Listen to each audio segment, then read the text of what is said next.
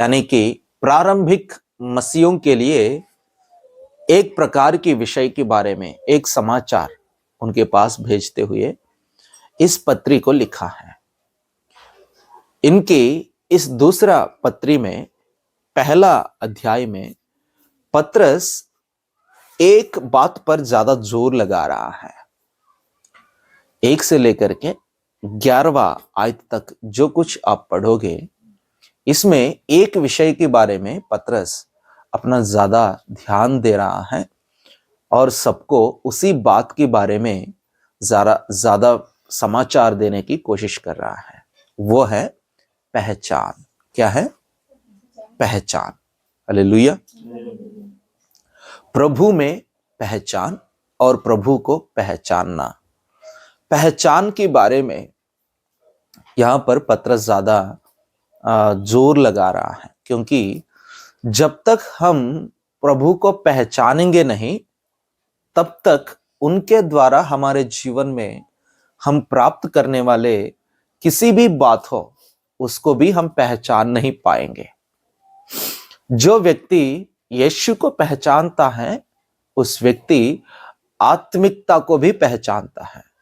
जो व्यक्ति आत्मिकता को पहचानता है, उस व्यक्ति आत्मिक जीवन को भी पहचानता है, क्योंकि आत्मिक जीवन ही हमारा वास्तव का जीवन है, जो अनदेखी है।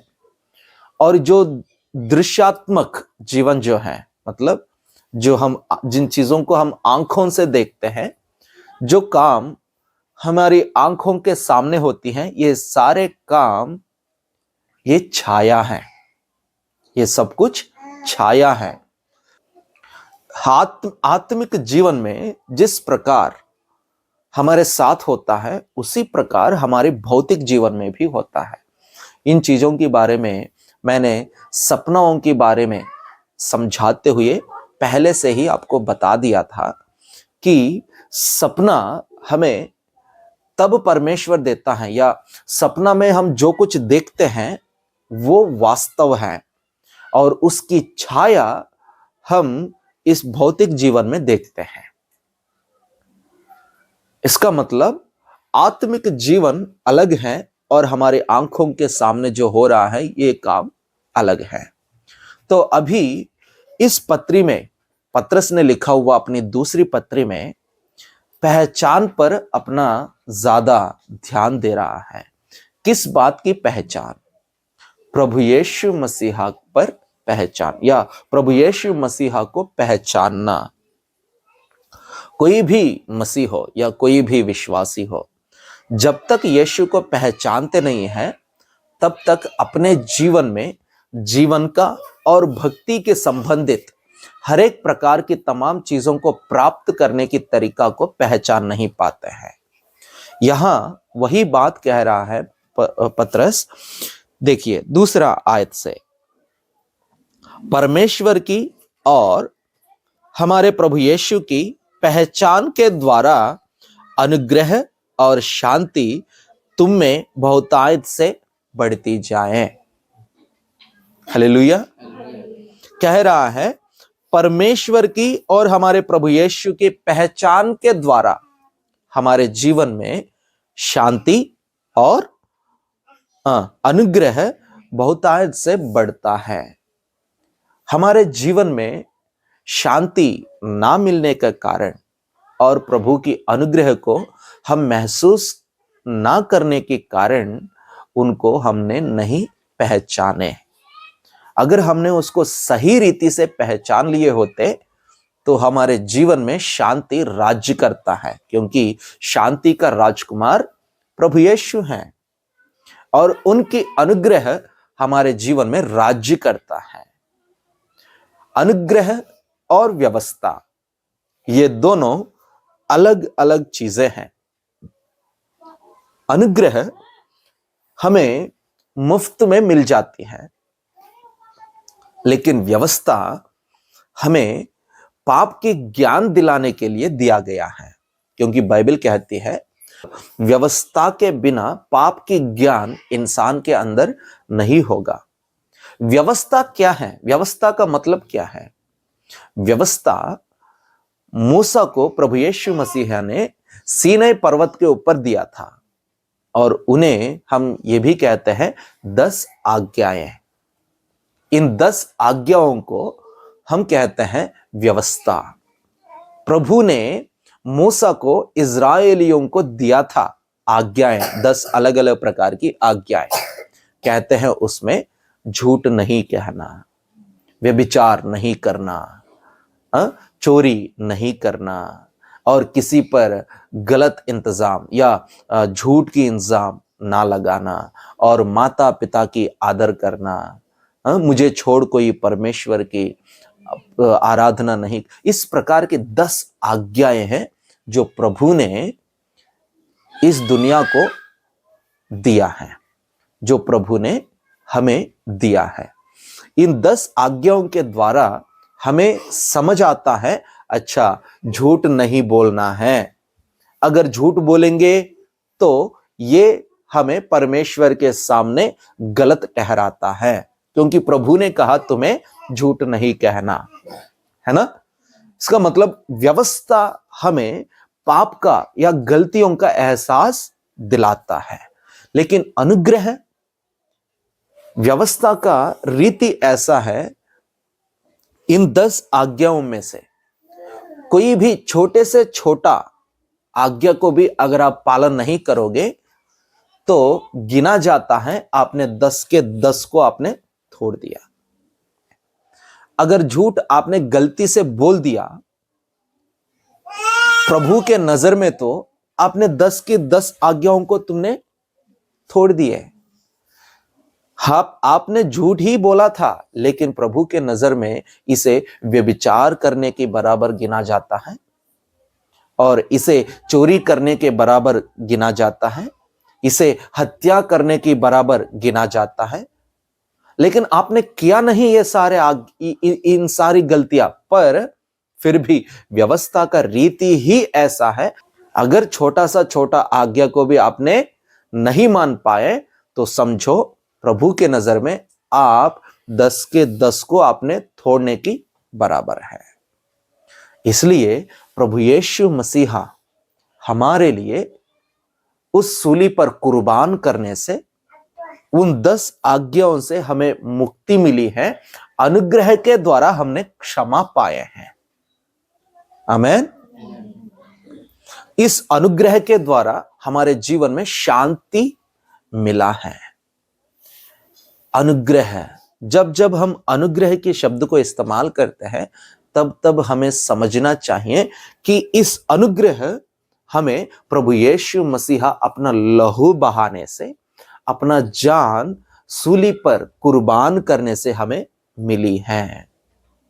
इस अनुग्रह के द्वारा हमारे जीवन में शांति मिलता है, और इस बात को, यह शांति और अनुग्रह हमारे जीवन में तभी भरपूरी से मिल पाएगा जब हम यीशु मसीहा को भरपूरी से पहचान पाएंगे। अगर परमेश्वर को या प्रभु यीशु मसीहा को हमने सही रीति से पहचान नहीं पाए हैं तो हमारे जीवन में परमेश्वर की अनुग्रह पाना और उनकी शांति को महसूस करना बहुत ही मुश्किल हो जाता है। शांति को विश्राम करने का मतलब है दिल में सुकून, दिल में कोई घबराहट नहीं होता है, जीवन में कोई टेंशन नहीं होता है। मृत्यु को लेकर के डर हमारे जीवन में नहीं होता है। अपने बच्चों का भविष्य को लेकर के हमें कोई घबराहट या टेंशन नहीं होता है। घर को लेकर के, पत्नी को लेकर के या पति को लेकर के, किसी भी प्रकार की चीजों को लेकर के हमारे जीवन में टेंशन फ्री रहना ही शांति है ना। टेंशन फ्री रहना ही शांति है। इस शांति हमारे जीवन में प्रभु के अनुग्रह के द्वारा मिलता है। प्रभु की अनुग्रह प्रभु यीशु को पहचानने के द्वारा हमें मिल जाता है। हालेलुया। तो इस पहचान के बारे में लिखते हुए पतरस इस प्रकार कहता है, क्योंकि 3 आयत में, क्योंकि ईश्वरीय सामर्थ्य ने सब कुछ जो जीवन और भक्ति से संबंध रखता है हमें उसी की पहचान के द्वारा दिया है, जिसने हमें अपने ही महिमा और सद्गुण के अनुसार बुलाया है। जीवन और भक्ति के संबंधित जीवन और भक्ति के संबंधित हर एक प्रकार की चीजों को प्रभु अपने पहचान के द्वारा हमें दे दिया है। सब कुछ हमें भक्ति जीवन जीना है या भक्ति करना है, और उसकी संबंधित हर एक प्रकार की बातें प्रभु अपने पहचान के द्वारा हमें दिया है। और साथ साथ में जीवन का हर एक प्रकार के संबंधित चीजें प्रभु ने अपने पहचान के द्वारा ही हमें दिया है। इसका मतलब प्रभु को पहचानने से बहुत कुछ हमारे जीवन में होने वाला है। आमीन। तो सवाल यह है, क्या आपने यीशु को पहचाना? क्या आपने यीशु मसीहा को पहचाना? अगर नया नया सा शादी होती हो,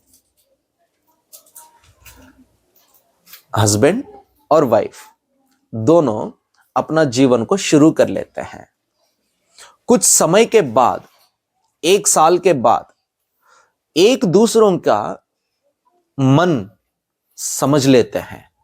मेरे वाइफ क्या पसंद करती है, क्या खाती हैं और कैसे स्वभाव है, किस टाइम में किस प्रकार की मूड में रहती हैं, उनकी हर एक प्रकार के स्वभाव को, उनकी हर एक तरह की पसंद चीजों की उनके बारे में सब कुछ ये जान लेता है 1 साल के अंदर। और वैसे ही आदमी के बारे में औरत के अंदर भी, कि मेरा हस्बैंड क्या खाता है, क्या पहनता है, और कैसे बातें करता है, कैसे स्वभाव है, हर चीजें कुछ समय के अंदर, कुछ महीनों के अंदर एक दूसरों के बीच में एक अंडरस्टैंडिंग आ जाती है। इसे कहता है पहचानना। हालेलुया। इसे कहता है पहचानना। और इससे बढ़कर एक और बात यह भी है कि मेरा शादी इनसे अभी हो गई है, चाहे मेरा मरना हो या जीना हो, चाहे सुख हो या दुख हो, मेरा मृत्यु तक, मुझे गड्ढा में दफनाने के समय तक इन्हीं के साथ ही जीवन को बिताना है। भले मेरा माँ और बाप मुझे जन्म दिए हैं और मेरा भाई बहनें तो है, लेकिन अब मेरा जीवन या अब मेरा जिंदगी इन्हीं के साथ ही गुजारना है। चाहे वो मारे, पीटे, प्रेम करे या गाली दे या अच्छा से रखे या बुरा रखे, कोई फर्क नहीं पड़ता। आखिरी दम तक मुझे इन्हीं के साथ ही चलना है। इस बात को समझकर चलना ही उनको पहचानना होता है। कुछ पत्नियां या कुछ हस्बैंड भी ऐसे होते हैं, शादी होने के बाद भी, पत्नी या जो औरत है शादी होने के बाद भी ज्यादातर अपने मायके घर के तरफ ही देखता रहता है कि मेरा भाई है, मेरा बहन है, मेरा पापा है, मेरा मम्मी है। हैं भाई, आपके मम्मी है, आपके पापा है, आपके भाई बहन है, परंतु ये आपका हस्बैंड है, ये आपके पति हैं और ये आपके बच्चे हैं। अभी आपका परिवार वो नहीं है, ये हैं। हालेलुया। ये आपका परिवार है। वैसे आदमी के साथ भी अपनी मम्मी, अपने पापा, अपने बच्चे या अपनी मम्मी, अपनी पापा और अपने भाई बहनें नहीं, ये आपका पत्नी है, ये आपके बच्चे हैं, ये आपका परिवार है। जीवन के अंत तक इस परिवार को संभाल के तुम्हें चलना है। इन बातों को समझना ही पहचानना होता है। जो व्यक्ति इन बातों को पहचानता है उस व्यक्ति अंतिम तक या अपने आखिरी दम तक ईमानदारी के साथ अपने परिवार को लेकर चलता है। वैसा ही प्रभु के साथ भी हमारी रिश्ता ऐसा ही होना चाहिए। प्रभु को पहचानने का मतलब यही है कि परमेश्वर या प्रभु यीशु मसीहा क्या पसंद करता है ना। पत्नी पहचान लेती है कि मेरा हस्बैंड मुझे इस तरह के कपड़े में पसंद करता है, नहीं है ना गुड़िया बहन? है भैया ने कभी बोला, हे गुड़िया तुम तो इस कपड़े में बहुत सुंदर लग रही हो? वो तो मना कर देते हैं।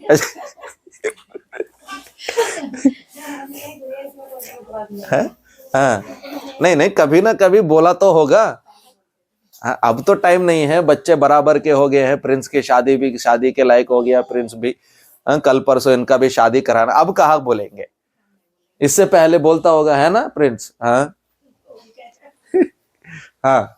तो इसका मतलब उनकी पसंदीद चीजों को आपके पास जानकारी है, उनकी पसंदीद चीजों के बारे में आपके पास जानकारी जिस प्रकार होती है और उसके पसंदीद तरीका के अनुसार तुम रहने की कोशिश जैसे करते हो, वैसे ही परमेश्वर की पसंदीद कामों को या उनकी मन को समझकर चलना ही प्रभु को पहचानना होता है। आमीन। जैसे पत्नी का जीवन पति ही है और पति का जीवन पत्नी ही है, चाहे बच्चे हो या ना हो, कोई रिश्तेदार हो या ना हो। आखिर में कुछ दिन पहले एक छोटा सा वीडियो मेरे पास आया था, उसमें एक बुजुर्ग आदमी, बहुत 80 साल 70-80 साल के होंगे, एक बुजुर्ग अम्मा तो झुक गई थी और लाठी लेके, लाठी की सहायता से वो चल रही थी और ये दादाजी उस अम्मा की हाथ पकड़ के और ये भी लाठी लेके ही चल रहा था। सड़क पे सारे ट्रैफिक चल रहा था, परंतु ये दोनों एक किनारे चल रहे थे, एक दूसरों के हाथ पकड़कर। तब मुझे एहसास हुआ था कि देखो, इनको तो बच्चे हुए होंगे और इनके पोता नाता सारे बच्चे होंगे, परंतु आखिर में सड़क पे जब चलने के लिए चलना पड़ा है, आखिर में जब रास्ते पर चलना पड़ा है, तो एक दूसरों के सहारे से ही ये चलने लगे। एक समय के बाद तुम्हारे बच्चे जिनके पीछे आपने जिंदगी लगा दिए और वे तुम्हें छोड़कर तुम्हारे आंखों की नजर से गायब हो जाएंगे। अंतिम में तुम्हारा पति ही, तुम्हारा पत्नी ही आपके सहारा बनकर तुम्हें ले चलेंगे। और इस बात को पहचानते हुए आपस में आप लोग जीवन को शेयर कर लेते हैं, बांट लेते हैं। वैसे ही प्रभु के साथ भी कि प्रभु ने मुझे अपना जीवन दिया, मेरा पति ने मुझे अपना, अभी भैया काम करने गए हैं, किस लिए गए हैं? किस लिए गए हैं काम करने? कमर में दर्द, बदन में दर्द, फिर भी काम करने निकलता है। क्यों? क्या उन्हें नहीं होता है कि मैं भी थोड़ी देर लेट जाऊं? इस सर्दी में 10 बजे, 11 बजे, 2 बजे जगने वाले भी बच्चे हैं, 2-2 बजे जगते हैं। आलसी बच्चे, बेकार बच्चे, गंदे बच्चे, निकम्मे बच्चे। क्या उनके पिताजी के अंदर नहीं होता है कि मैं भी थोड़ी देर लेट जाऊं, मैं भी थोड़ी देर आराम कर लूं? होता है। फिर भी सर्दी हो, आंधी हो, तूफान हो, कुछ भी हो, आंसू बहाना पड़े, खून बहाना पड़े, फिर भी जाकर वहां खड़ा होता है, क्योंकि अगर ये वहां खड़ा नहीं होता तो बच्चे भूखे मर जाएंगे। इस प्रकार की एक जिम्मेदारी उन्होंने उठाया, इसलिए अपना जी जान लगा करके अपना बच्चों के लिए, अपने परिवार के लिए काम करता है। वैसे प्रभु ने हमें बचाने के लिए अपना जी जान वहां छोड़ दिया है, कुर्बान कर दिया है, तो फिर हमें उनके लिए कैसे ईमानदार बनकर चलना चाहिए, उनके लिए कैसे, उन्हें हम कैसे प्रसन्न करें, इस बात को पहचान कर चलना ही प्रभु के साथ चलना होता है। इन बातों को समझकर चलना ही उन्हें पहचानना होता है। जो उन्हें पहचानेंगे उनके जीवन में अनुग्रह बरसता है। जो इन बातों को पहचानते हैं उनके जीवन में शांति बरसता है। जैसे पति को प्रसन्न करने से अच्छे अच्छे कपड़े मिल जाते हैं, है ना, कि उन्हें भी मन लगता है मैं भी घर जाके मेरा अपनी बीवी के साथ थोड़ा समय बिताऊं। वैसे प्रभु भी जब हमसे प्रसन्न हो जाते हैं, वे हमारे साथ समय बिताने के लिए पसंद करता है।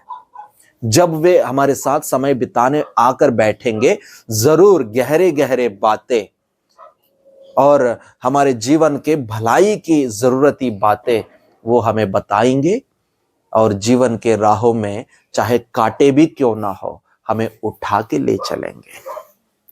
इसलिए मेरे बहनों और भाइयों, आपसे नम्र निवेदन करता हूं, पहले प्रभु यीशु मसीहा पर विश्वास करना एक धर्म समझकर ना बैठे। यीशु मसीह पर विश्वास करना हमारा भक्ति और हमारे जीवन के संबंधित हर एक बात को प्राप्त करने के लिए एक मार्ग है, और हमारे जीवन में शांति और अनुग्रह को प्राप्त करने के लिए एक जरिया है, और उस मार्ग का नाम यीशु मसीह है। आमीन, हालेलुया।